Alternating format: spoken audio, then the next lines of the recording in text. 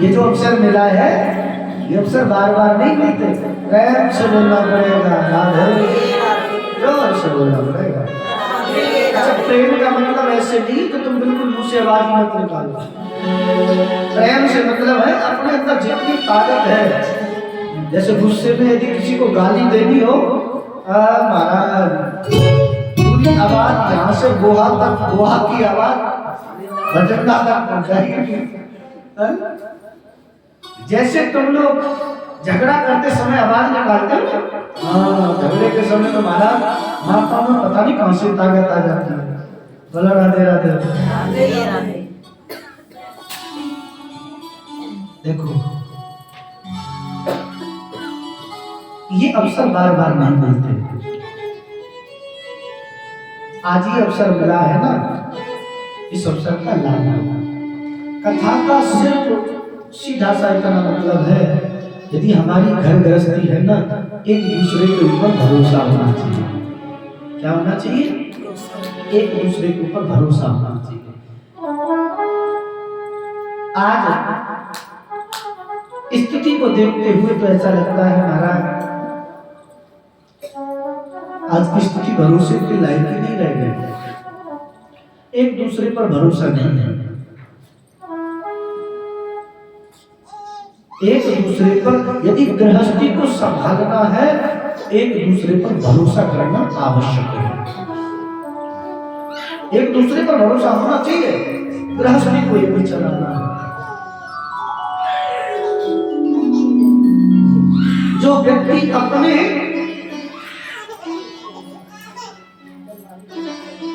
धर्म से विमुख हो जाते हैं, जैसे कल मैंने एक प्रसंग सुनाया आपको ब्राह्मण देवराज का। जो लोग अपने धर्म से विमुख हो जाते हैं, ऐसे लोग महाप्रेत योनि को प्राप्त करते हैं। किसको प्राप्त करते हैं? प्रेत को। भागवत कथा में द्वंद्वकारी का प्रसंग है ना? भागवत कथा में द्वंद्वकारी का प्रसंग है। गौकर्ण पंडितों ज्ञानी द्वंद्वकारी महाखल। द्वंद्वकारी महाराज प्रेत बन गया। ऐसे ही शिव महापुराण में एक पावन प्रसंग आता है। अपनी पत्नी के द्वारा किए हुए कर्म से प्रेत योनि से छुटकारा पा लिया। बोलो राधे राधे। पत्नियों को धर्म पत्नी क्यों कहा जाता है? कल मैंने कहा ना, जो पति को धर्म के काम में लगाए वो धर्म पत्नी है। आज महाराज एक पत्नी के कृत्य से किस प्रकार से उसके पति का प्रेत योनि से उद्धार हुआ, एक शिव महापुराण में बड़ी सुंदर कथा आती है। आप सब लोग बड़े भाव के साथ श्रवण करेंगे।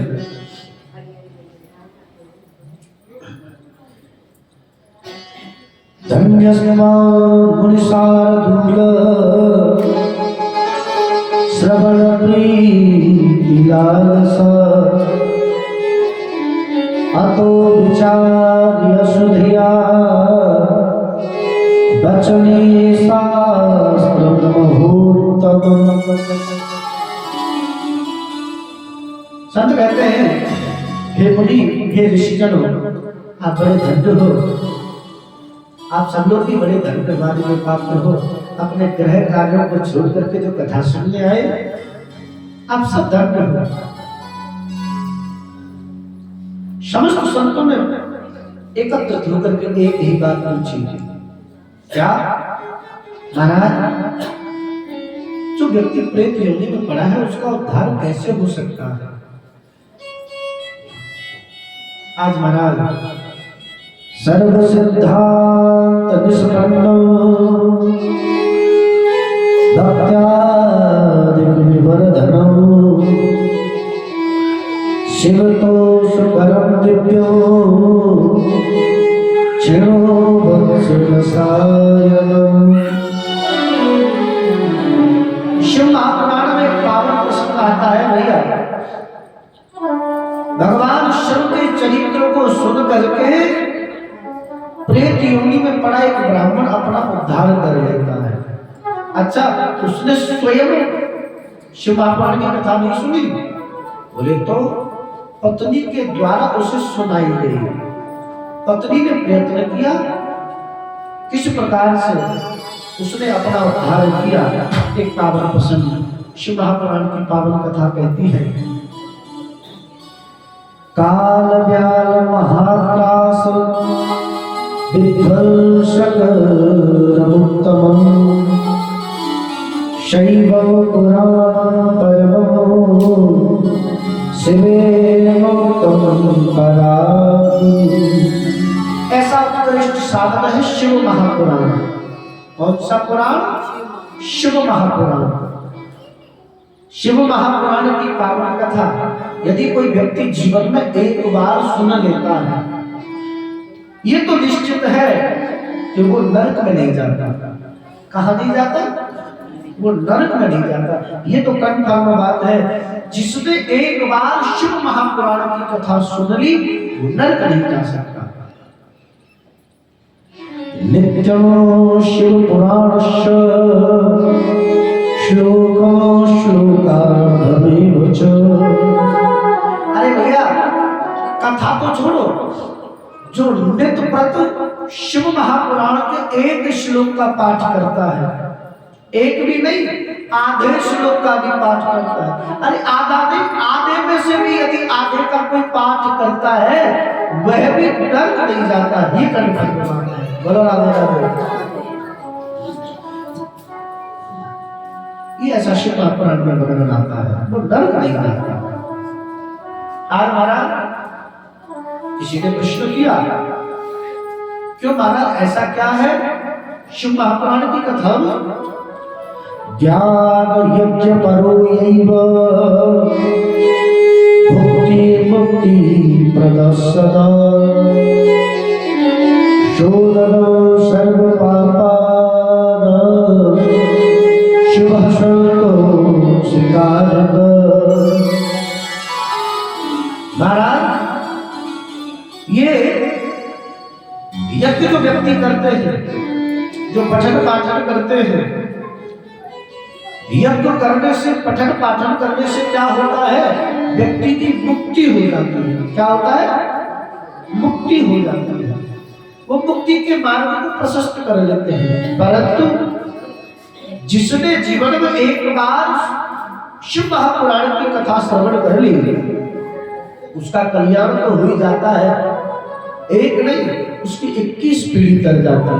बोलो राधे राधे। जोर से बोलना पड़ेगा राधे राधे। उसकी 21 पीढ़ी तर जाती है।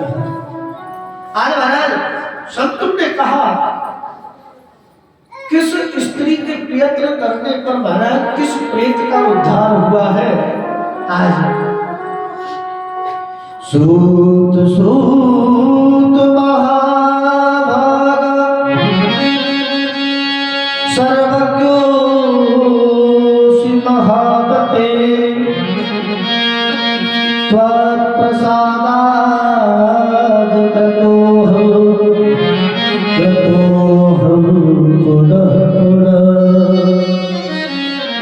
हे श्री जी महाराज, आप हमारे ऊपर कृपा करो, हम पर कृपा करके उस महापुराण की पावन कथा श्रवण कराएं, जिसको श्रवण करने के बाद व्यक्ति नरक में नहीं जाता।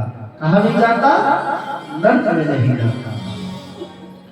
वो पावन चरित्र सुनाने लगे। समुद्र निकटे देश ग्राम वास कल्यसंत वसंती तटापाष्टा वेद धर्मोद्यता जना। समुद्र के निकट पर एक वास्कल्य नाम का ग्राम था। कौन सा ग्राम? वास्कल्य। अच्छा, उस नगर में पूरा नगर ब्राह्मणों का। किसका? पूरा गांव ब्राह्मणों का। पर महाराज सिर्फ नाम का ही ब्राह्मणों का घर था। चोरी करना, लूटपाट करना, डकैती करना, मदिरापान करना, मांस भक्षण करना, उस नगर में रहने वाले समस्त ब्राह्मणों का काम ही नहीं था। लूटपाट करना, चोरी चकोरी करना, मांस मदरा का भक्षण करना। उस नगर में एक ब्राह्मण था, बिंदुक नाम का। कौन सा? बिंदुक नाम का। वह भी चोरी चकोरी करता। संसार में जितनी बुराई यदि किसी में है, उस गांव में ऐसा कोई व्यक्ति नहीं। संसार में सारी बुराई एक एक व्यक्ति के अंदर। एक ब्राह्मण था जिसका नाम था बिंदु। क्या नाम था? बिंदु। परम सुंदरी कन्या चंचुला के साथ उसका विवाह हुआ। किसके साथ? चंचुला के साथ। उस व्यक्ति का विवाह, परम सुंदरी कन्या चंचुला के साथ का विवाह तो हुआ, और वह व्यक्ति अपनी पत्नी से प्रेम नहीं करता, वैश्यावृत्ति करता। अपनी पत्नी को छोड़ गणिकाओं के साथ में जाकर के अपनी समस्त कामनाओं को पूर्ण करता। पत्नी बार बार आग्रह करती, स्वामी आप जो ये कर रहे हैं ये ठीक नहीं है, तो यदि यही करना था तो मेरे साथ विवाह कर दिया। बार बार पत्नी समझाती है और उसकी समझ में कुछ नहीं आया। एक दिन परिवार वाले सब मिलकर के समझा रहे थे, परिवार वालों से ही अपशब्द बोलने लगे, अरे तुम हमें शिक्षा दे रहे हो, हमें शिक्षा देने की आवश्यकता नहीं है। पत्नी बेचारी शांत हो गई। अच्छा वो भी तो स्त्री है, पति डांट रहा है, पढ़ा रहा है, बेचारी चुप कर गई। सभी व्यतीत होता चला गया। महाराज वैश्यावृत्ति में वो इतना मग्न हो गया, 2-2, 4-4, 10-10 दिन तक घर नहीं आता, घर नहीं आता। अकेली चंचुला अपने जीवन को यापन करती। एक बार ऐसा समय आया, उस बिंदु के साथ में एक कोई और पुरुष घर में आने जाने लगा। बिंदु तो मथुरा पी करके मस्त रहेगा, और महाराज चंचुला की दृष्टि उस व्यक्ति पर पड़ी। पतिव्रता धर्म पर आया है तो स्त्री। एक दिन उस व्यक्ति का घर पे आना जाना बढ़ता रहा। वो चंचुला संसार की सारी मर्यादाओं का उल्लंघन कर उसके साथ रति करने लगी। जब बिंदुक ने ये सब देखा, देख करके अपशब्द कहने लगा, अरे उल्टा मुझे पता था, मैं इसीलिए तो बाहर जाकर के ये कृत्य करता हूँ, तुझ में और मुझ में फिर फर्क क्या रहा। चंचुला ने हाथ जोड़ लिए, स्वामी मैंने आपसे बार बार प्रार्थना की, बार बार निवेदन किया, आपने मेरी प्रार्थना पर ध्यान नहीं दिया। हाँ मेरे से भूल हुई है, अपराध हो गया, ठीक है, आज आपसे वचन देती हूँ, आज के बाद ये कृत्य नहीं करूंगी, आप मेरे अपराध को क्षमा करो। मैं स्त्री हूँ, अपराध हो गया, भूल हो गई। अच्छा बिंदुक ने सारी मर्यादाओं का उल्लंघन कर दिया। बिंदुक ने चंचुला को बुलाया, कहा सुन, मैं नहीं कहता तू ये काम बंद कर, ठीक है तेरी जरूरत है, तू अपनी जरूरतों को पूरा कर, पर सुन ऐसे नहीं।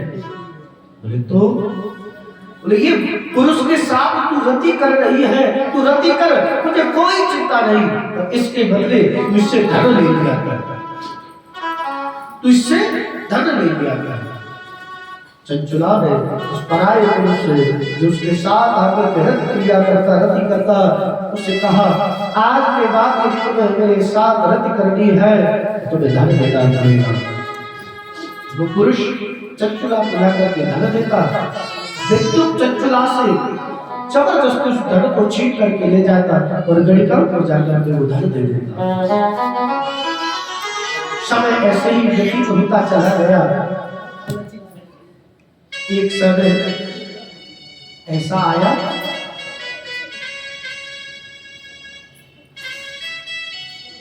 मांस मदिरा खाने वाला वो बिंदु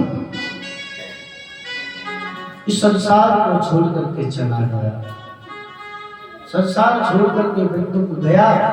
महाराज बहुत भयानक महाप्रेत बना। कौन बना? प्रेत बना। प्रेत बन गया। आज चंचुला ने जब देखा कि मेरा पति छोड़ करके मुझे चला गया, मैंने समझाने का बहुत प्रयास किया, इन्होंने नहीं माना। पति की अंत्येष्टि क्रिया हुई, समय व्यतीत हुआ। अच्छा, एक उम्र होती है,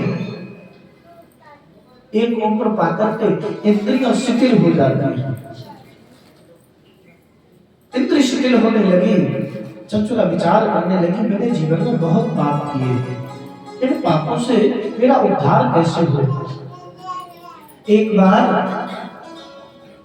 बाष्कल्य नगर से कुछ स्त्रियां, कुछ लोग तीर्थाटन करने के लिए जा रहे थे। कहाँ जा रहे?